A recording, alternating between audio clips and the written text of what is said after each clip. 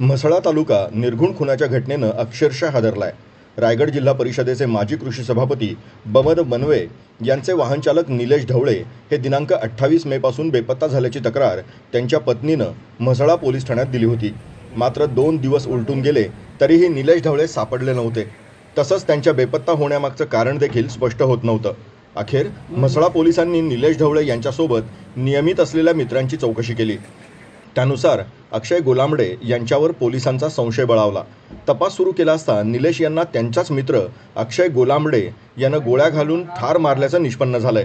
त्यानंतर पुरावा नष्ट करण्यासाठी मृतदेहाला जड दगड बांधून तो वांगणी येथील डोहात ढकलून हे कृत्य लपवण्याचा प्रकारही त्यानं केल्याची कबुली आरोपी अक्षय गोलांबडेनं दिली आहे। त्यानंतर अक्षयनं खून केलेल्या स्थळावरचे रक्ताचे पुरावे माती टाकून पुसले आणि निलेशचा मृतदेह दगड बांधून एका भल्या मोठ्या डोहामध्ये फेकून दिला।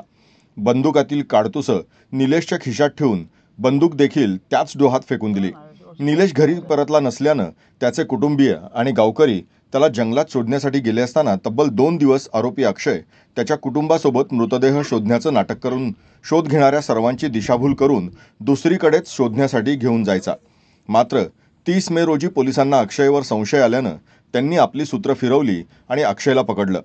आरोपी अक्षयनं झालेली घटना पोलिसांना सांगितल्यावर पोलिसांनी तात्काळ रेस्क्यू टीम बोलावून मृतदेह काढण्याचा प्रयत्न केला। अखेर शुक्रवारी दुपारी 12:30च्या सुमारास निलेश याचा मृतदेह डोहातून बाहेर काढण्यात रेस्क्यू टीमला यश आलं। यानंतर हा मृतदेह म्हसळा ग्रामीण रुग्णालयात नेण्यात आला असून पोस्टमार्टमसाठी मुंबई येथे पाठवण्यात आलाय। अक्षय यानं वापरलेलं बंदूक डोहातून काढण्यासाठी रेस्क्यू टीम प्रयत्न करीत आहे। म्हसळा पोलिसांनी मिसिंग असलेला निलेश याचा खून झाला असल्याचा तपास 3 दिवसात लावल्यामुळे तालुक्यातून त्यांचं कौतुक देखील होत आहे।